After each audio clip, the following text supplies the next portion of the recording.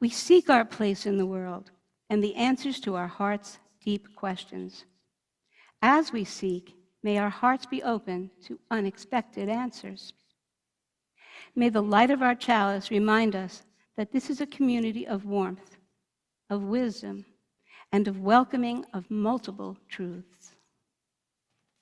For the beauty of the earth, for the splendor of the skies, for the love which from our birth over and around us lies, source of all to thee we raise this our hymn of grateful praise. For the joy of ear and eye, for the heart and mind's delight, for the mystic harmony, linking sense to sound and sight, source of all to thee we raise this our hymn of grateful praise. For the wonder of each hour, of the day and of the night, hill and vale and tree and flower, sun and moon and stars of light, source of all to thee we raise this our hymn of grateful praise. We did miss one.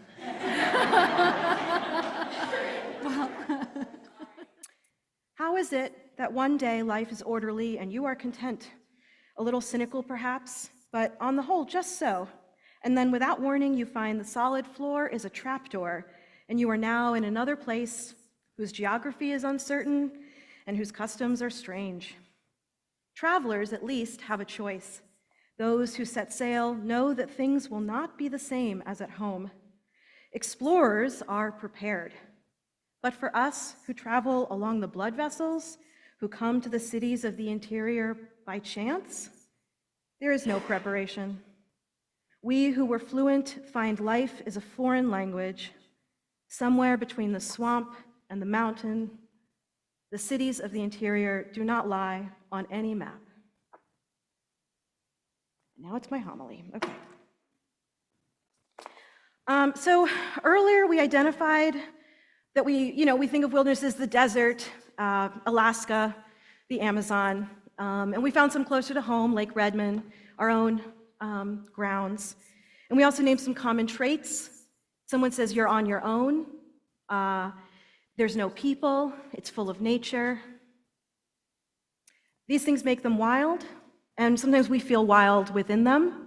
Sometimes we feel peaceful or serene or sacred within them. Sometimes we might feel scared within them, especially if we are on our own and we have to survive for a long time. My first conscious understanding of wilderness is actually a story of wilderness. My mother told my sister and I this story all the time. My mom grew up in New York, in the projects where the buildings were so tall that they often blocked out most or all of the sunlight for most of the year. Sometime in her 20s, her beloved aunt and uncle retired to a small island off the coast of Maine, a little backwater lobstering community. When Mom went up to visit the first time, she went out to the edge of the island on the opposite side of town. She stepped out of the forest and looked out at nothing but sea and sky for miles and miles. That sea and sky continued right up, she thought, to the Arctic Circle.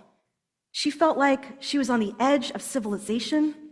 She felt like the wilderness was right there, and she was a part of it. What a powerful story. As a kid, it made me want to go and do and see and experience that for myself. Finally, when I was like 15, we had gone up to Vinyl Haven, and I dragged my mom out to the northeastern corner of the island to re-experience this. But when I stepped where she stepped, I did not feel wilderness. For one, I could see lobster buoys not 50 feet out in front of me. I could see flashes of mansions through the trees, and the road we had come in on was paved. Had it been too many years? Was I too late to experience a true wilderness, Am I just too young? And the answer, in many ways, is yes. No part of the earth is untouched or unaffected by humans. And even if there was such a place, maybe in Antarctica or the wide swath of the bottom of the ocean, even still, that area is still affected by climate change and microplastics and residue from atomic bombs. We designate areas to be set aside for wilderness, and for legal, societal purposes, we absolutely must do that, but the land is still managed by humans. Animals are often treated for diseases or overpopulation, invasive species are eliminated or reintroduced. Many of those areas are national parks, which means the land is managed for human recreation. When Mom went to the edge of the island, she too was not looking at untouched or pristine wilderness. For thousands of years, humans had been fishing those waters. The latest estimates place human occupation in North America at around 22,000 years ago. They came not just by land bridge, but also by boat, following the kelp forests along the shores. And they came not once, but many times in many waves. So I would need to be 23,000 years old, at least, to have experienced what we might now consider wilderness. And the entire concept is sort of suspicious anyway. You know, we have these stories, again, stories of the swashbuckling explorer hacking his way through the brush with a machete, and he feels totally alone. It's just him against nature. Soon, though, he finds that people are actually living there. They help him recover from whatever misfortune he's tumbled into. They feed him, they guide him out. We have firsthand accounts of Europeans paddling up the rivers in the Amazonian rainforest, the first Europeans to set foot there, and they found the whole Amazon populated with towns and small cities, one community after another after another. So we think of some of these wild places, like the Amazon rainforest, as wild, untouched. But before European occupation, the Amazonian rainforest was home to an estimated 10 million people. Again, that basin was home to 10 million people. And these people expanded the Amazon rainforest outwards. They built earthen mounds, walkways, canals for transportation. As early as 8,000 years ago, they were domesticating the Brazil nut, the cacao tree, as well as other staple crops. Then they planted and spread those seeds wide. So the entire jungle became an orchard, became a giant garden. What we think of as a wild, pristine place is often created over thousands of years by a variety of cultures, communities, languages, and histories. What we think of as empty, inhospitable places where only a few humans left live. As soon as Europeans touched land, the disease that they and their livestock carried raced forward, and in the span of only 200 years, 4 out of 5 people living in both North and South America were dead. So what the Europeans experienced was what was left. The stories we're used to, that we tap into, often come from people holding the machete. They are from people who feel alone, who are making their way through a place they don't know how to navigate, and they are scared and they don't know what will happen. These stories come with biases, racial, economic, linguistic. Other biases. My mother came to the edge of the island biased. She had lived her whole life in the shadow of buildings and so was amazed to see so much sky. And I came to the island biased. I lived in a rural agricultural community like York, and I took the sky for granted. Okay, so maybe wilderness isn't the way we might have thought or originally were taught. Maybe it's a perspective, and a perspective you can find in many places. A wilderness to you is not what you're used to. It's a place that's not your actual home. Maybe it's a feeling, a concept, a stage in life. It's the fear of being in a foreign and dangerous place, the excitement, the possibility. And what's dangerous and exciting will be different for all of us. I felt the difference and the wildness of being alone. I felt like I had to machete my way through. I grew up rural in the woods, and I took 6 months to study in France and Europe when I was about 20. My first week alone was in Paris. I could not speak French, really, despite years of high school classes. I did not know how to read a subway map, and the metro smelled like baguettes and pee, which I now find very fun. I'm very fond of it. But it took a while. I spent most of my time in my hostel. They'd kick me out at 11, and I'd come back in 4 when they opened. I had to grit my teeth for every step. Other people probably felt invigorated by the city, and Europe is certainly a far cry from an icy tundra. But my head was a dark and terrifying place where anyone and everything was a threat. I had never mapped this part of myself before, so for me, yes, it was a wilderness. For me, it was inhospitable. I went on the trip because I wanted to experience another culture. I wanted to be prepared. I wanted to explore life outside of suburban and agricultural America. I wanted more. I had, to some extent, expected discomfort. I went in expecting one type of unknown, one type of wilderness, and what I encountered was something completely different. And I ended up having to hack through both.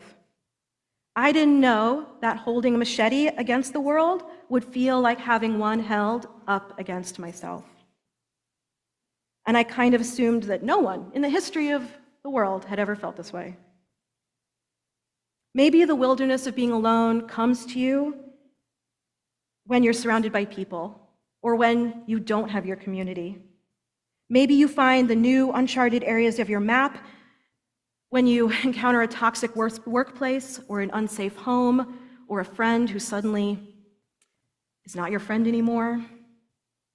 Maybe when you lose a loved one, or when you've just moved and you're taking a new step. Maybe it comes when you realize no one around you sees the world like you do.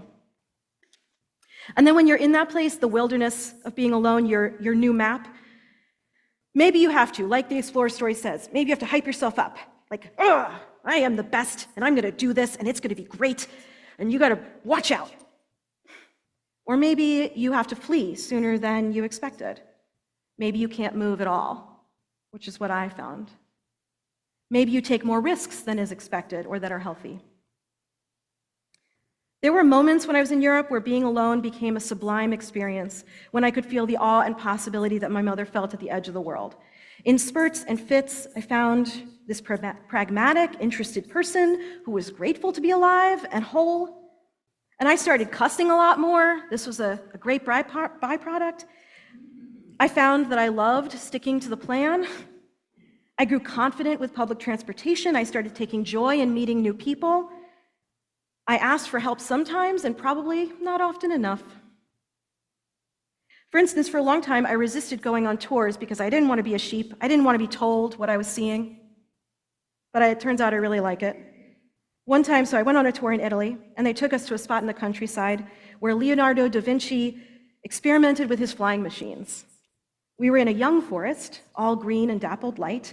The path was dirt, and it curved around the side of a hill. At the point where we stopped, the road jutted out a little, and through the trees, you could just see the fields and valleys below. And of course, in Da Vinci's time, it probably wouldn't have been forested. It would have been all farm field. The tour guide mentioned that Da Vinci used townsfolk to test his experiments, usually teenagers. So I could imagine some poor kid drafted into this harebrained scheme, strapped to a contraption that wasn't very sturdy, and then commanded to jump. When my mother stepped out on the edge of the island, she felt connected, and she felt the expanse of the whole world. And when I stood on that hill, I felt connected. I felt the expanse of history, of time. Suddenly, I was connected in a way I had not been before to my cultural and societal past, connected to a fellow creative, connected to someone who wanted to test boundaries and go to new places. And I was also connected to these unnamed teenagers, too forced to hurt themselves in the name of progress and exploration. I was connected to someone sure of their vision, and also someone afraid of what was before them. Without allowing myself to be guided or taught by a stranger, I never would have found or even known that that place existed. Without being open to it, I never would have understood. So when I say that the earth has been entirely touched by humans, I don't only mean for ill. I mean that every step you take is a place where wonder has occurred, Someone fell in love right there. Someone gave birth to a baby. A chick was hatched right over there. An animal you've never imagined found a whole bush of berries and ate them all afternoon. Just had an incredibly satisfying time. Someone figured out a complicated problem right where you sat, and they gave a little whoop of joy. We all have different assumptions of what the world is, and we all have different maps, whether physical or interior, to map. I hope that for many of you, nothing I'm saying is new. I hope it's a reminder that you're not actually alone and that the feelings you're feeling are ones we've all had.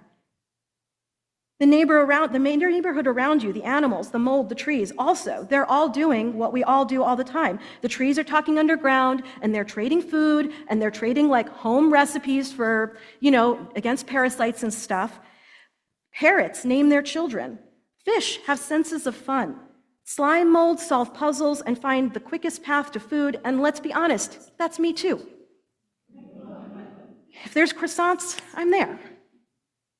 Mammals dream, we know, but so do lizards, spiders, zebrafish, cuttlefish, and they think any animal with a nervous system. Ants bury their dead just like we do. Elephants, as well as other animals like dogs, grieve. Whales and dolphins have accents based on where they're from. By the end of my time in Europe, I found myself at a bus stop in France, talking to an older woman in fluent French. I had learned enough to push past some of my biases. I had opened up. I was no longer in a wilderness. I no longer held a machete, and so I did not see a machete raised in return. The map of my interior wasn't completed by any stretch of the imagination. I'm still finding places to fill in, but this is the work that will take a lifetime of cartography. The last time I saw a wilderness was in my own backyard. I watched, enthralled, as the aphids took over one of my very carefully planted flowers, and they sucked the living daylights out of that thing.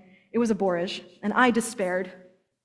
And then I watched as a couple ants corralled the aphids, put them in groups, and harvested the sticky sap that the aphids produced. The borage survived, budded, and flowered. Suddenly, it wasn't a wilderness that I was seeing. Suddenly, it was a garden.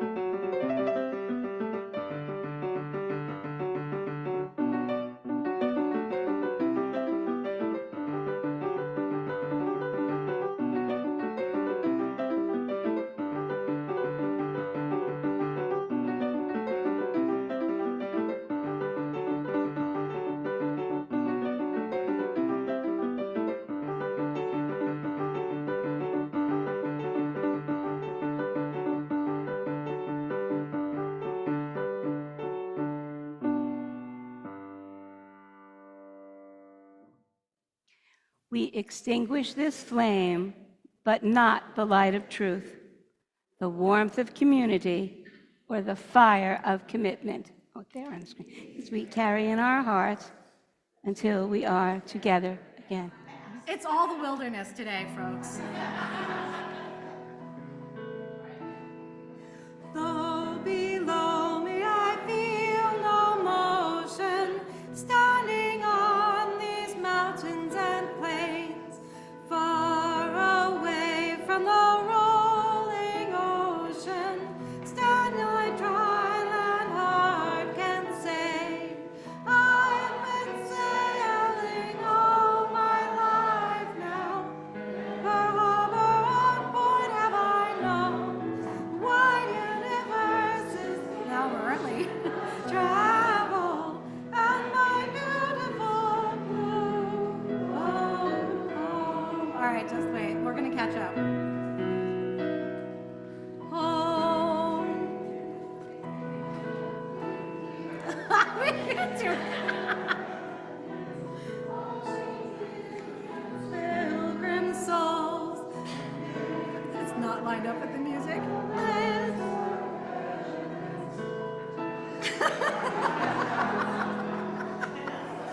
It's just not lined up. I know. Drifting here with my ship's companions, all we kindred pilgrim souls, making our way by the lights of the heavens in our beautiful blue home. We do know it, truly.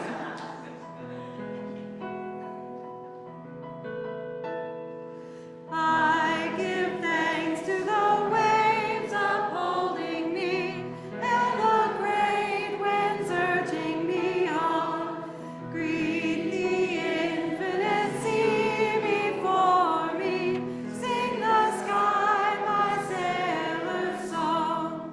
I was born upon the fathoms, never harbor or port have I known.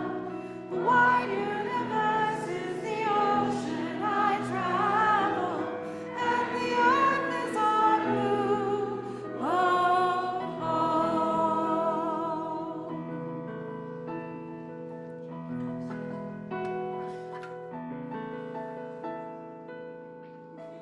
Well done. Good work, everyone.